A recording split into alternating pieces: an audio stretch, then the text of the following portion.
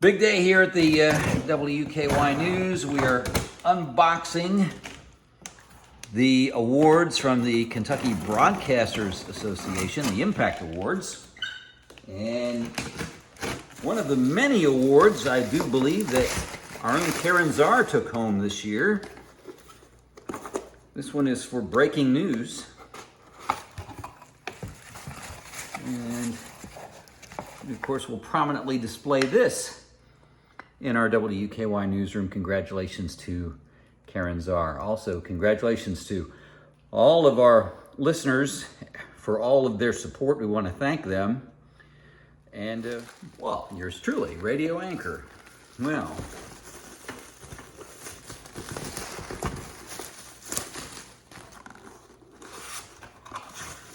and let's see. I'd first like to say thank you to the Academy. That is quite an award right there. Congratulations to Josh James.